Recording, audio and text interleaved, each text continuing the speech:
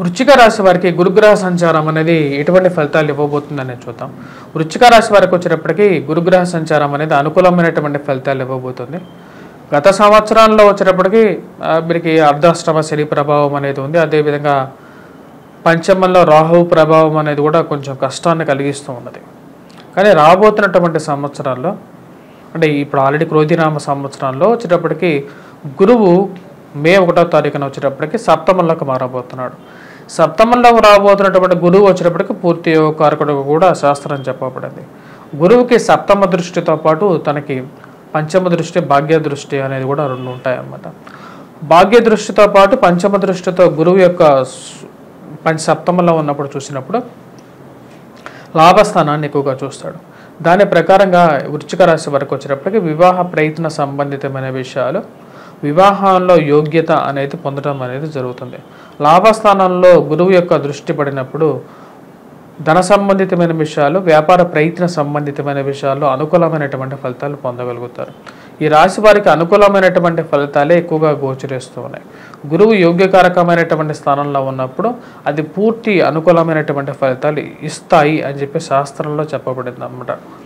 ఈ రాశి వారికి ఈ సంవత్సరంలో గృహవాహన కొనుగోలు సంబంధితమైన విషయాల్లో అనుకూలమైనటువంటి ఫలితాలు ఎక్కువగా గోచరిస్తూ ఉన్నాయి. సప్తమంలో ఉన్నప్పుడు వివాహ సంబంధితమైన విషయాల్లో అనుకూలంగా ఉంటుంది. అదేవిధంగా ఈ రాశి వారికి వచ్చేటప్పటికి ఎప్పుడైతే గురువు తన యోగ్యత రీత్యా వచ్చేటప్పటికి సప్తమంలో ఉన్నప్పుడు, లాభస్థానంలో ఉన్నప్పుడు స్నేహితులు, బంధువుల ద్వారా అనుకూలమైనటువంటి ఫలితాలు పొందగలుగుతారు. అదేవిధంగా స్పెక్యులేషన్స్లో, ఇన్వెస్ట్మెంట్స్లో అనుకూలమైనటువంటి ఫలితాలు అనేది పొందగలుగుతారు. ధన సంబంధితమైన విషయాల్లో అనుకూలమైనటువంటి ఫలితాలు పొందగలుగుతారు. వృత్తిరీత్యా, వ్యాపార రీత్యా కూడా అనుకూలంగా ఉంటుంది. ఈ రాశి వారికి వచ్చేటప్పటికి వృశ్చిక రాశి వారికి అనుకూలమైనటువంటి ఫలితాలుగా గోచరిస్తూ ఉన్నాయన్నమాట. రాశివారు ప్రయాణ సంబంధితమైన విషయాలు, విదేశీయాన ప్రయత్న సంబంధితమైన విషయాలు అనుకూలంగా ఉంటుంది. ముఖ్యంగా ఈ రాశి వారికి మనం గమనించాల్సింది ఏంటి అంటే సప్తమంలో ఉన్నప్పుడు భాగ్య దృష్టి తను చూసే దృష్టి వచ్చేటప్పటికి చతుర్థం మీద ఉంది అన్నమాట. అంటే శని మీద యొక్క దృష్టి అనేది ఉంది. శని యొక్క అర్ధాష్టమ శని ప్రభావం కూడా ఈ రాశి వారికి ఈ సంవత్సరం చివరి నాటికి తొలగిపోతున్నది. తద్వారా ఇక రాశి వారికి, వృశ్చిక రాశి వారికి అనుకూలమైనటువంటి ఫలితాలుగానే చెప్పచ్చు. ధన సంబంధితమైన విషయాలతో పాటు ఈ సంవత్సరం ఈ రాశి వారికి వచ్చేటప్పటికి మే 1వ తారీఖున నాటి తర్వాత నుంచి ఒక సంవత్సరం రోజుల్లో వీరికి సొంతంగా ఒక గృహం కొనుక్కోవాలి అని చెప్పి ఒక కోరిక ఏదైతే ఉందో దానిలో ఒక పాజిటివ్నెస్ అనేది ఉంటుంది అన్నమాట. అంటే కొత్తగా గృహం కొనుక్కోవటం అనేది జరుగుతుంది. వాటితో పాటు ఈ రాశి వారికి వచ్చేటప్పటికి వాహన యోగం అనేది కూడా గురువు ఎప్పుడైతే సప్తమంలో సంచారం చేస్తున్నప్పుడు ఆ యోగాన్ని ఇవ్వగలుగుతాడు అన్నమాట. సంతాన సంబంధితమైన విషయాల్లో స్త్రీలకు యోగ్యాన్ని ఇవ్వగలుగుతాడు. ప్రశాంతమైనటువంటి సంసార జీవితాన్ని, అంటే వైవాహిక జీవితాన్ని ఇవ్వగలుగుతాడు. అదేవిధంగా ప్రేమ సంబంధితమైన వ్యవహారాల్లో అనుకూలతని కూడా ఇవ్వగలుగుతాడు. ఈ రాశి వారికి వివాహం చేసుకోవడానికి కూడా అత్యున్నతమైనటువంటి కాలంగా కూడా వృశ్చిక రాశి వారికి చెప్పడం జరుగుతుంది అన్నమాట. శాస్త్రంలో ఏం చెప్పబడిందంటే శుభ సమయంలో వివాహం చేసుకున్నట్లయితే శుభయోగాన్ని కలుగుతుంది అని చెప్పి చెప్పడం జరిగింది అన్నమాట. అంటే సప్తమంలో గురు సంచారం జరుగుతున్నప్పుడు వివాహం చేసుకున్నట్లయితే వివాహ యోగం పడుతుంది అని చెప్పి శాస్త్రంలో చెప్పబడింది. అదే మంచి సమయంగా కూడా చెప్పడం జరిగింది అన్నమాట. ఈ రాశి వారికి వచ్చినప్పటికీ గురువు సప్తమంలో సంచారం చేయబోతున్నాడు కాబట్టి మే 1వ తారీఖున నుంచి సంవత్సరం పాటు గురువు సప్తమంలో ఉంటాడు కాబట్టి దాని ప్రభావ రీత్యా వీరు వచ్చేటప్పటికీ గురువు ఎప్పుడైతే సప్తమంలో ఉన్నాడు కాబట్టి వీరు వివాహ ప్రయత్నాలు ఆరంభించి వివాహం చేసుకుంటే అనుకూలంగా ఉంటుంది అన్నమాట. ఎందుకంటే ఒక పీస్ఫుల్ పీరియడ్లోనే, అంటే ప్రశాంతమైనటువంటి జీవితం గడపాలంటే ఆ యొక్క పీరియడ్లోనే వివాహం ప్రయత్నం అనేది చేయాలి. మరియు అదేవిధంగా ఫ్రెండ్స్ అండ్ రిలేటివ్స్తో సపోర్ట్ అనేది వీరికి పొందగలుగుతారు. సంవత్సరం రోజుల పాటు వ్యాపార ప్రయత్నాల్లో అనుకూలంగా ఉంటుంది. మీరు మనసులో ఉన్నటువంటి వ్యాపారం అనేది కార్యరూపం దాల్చడం అనేది జరుగుతుంది. ఆ యొక్క విషయంలో వచ్చేటప్పటికి మానసిక చింత నుంచి, గత సంవత్సరంలో ఉన్నటువంటి చింత నుంచి బయటకు రాగలుగుతారు. వృశ్చిక రాశి వారికి ఈ యొక్క రాబోతున్నటువంటి సంవత్సరం క్రోధినామ సంవత్సరంలో మే 1వ తారీఖు నుంచి అనుకూలమైనటువంటి ఫలితాలుగానే చెప్పవచ్చు. వ్యాపార ప్రయత్నాలతో పాటు ముఖ్యంగా ఏ వ్యాపారాలు బాగా అనుకూలిస్తాయి అంటే గురువు సప్తమంలో ఉన్నప్పుడు ఈ యొక్క రాశి వారికి వచ్చేటప్పటికి పుస్తక రంగ వ్యాపారాలు, పుస్తక ప్రింటింగ్ అండ్ ఎలక్ట్రానికల్ రంగం మీడియాలో ఉన్నటువంటి వారికి, గోల్డ్ సంబంధితమైన వ్యాపారంలో అనుకూలంగా ఉంటుందన్నమాట. ఈ సంవత్సరం ఈ రాశి వారికి బంగారం అనేది బాగా కలిసి వస్తుంది. బంగారం వ్యాపారంతో పాటు బంగార కొనుగోలు అనేది కూడా సిద్ధిస్తుంది. ల్యాండ్ రిలేటెడ్ సెటిల్మెంట్స్ అనేది కొద్దిగా సానుకూలపడే విధంగా ఉంటుంది ఈ రాశి వారికి. ఆరోగ్యపరంగా కూడా గత సంవత్సరంలో ఉన్నటువంటి చిక్కులు ఏవైతే ఉన్నాయో వాటి నుంచి స్లోగా బయటికి రావటం అనేది ఉంటుంది.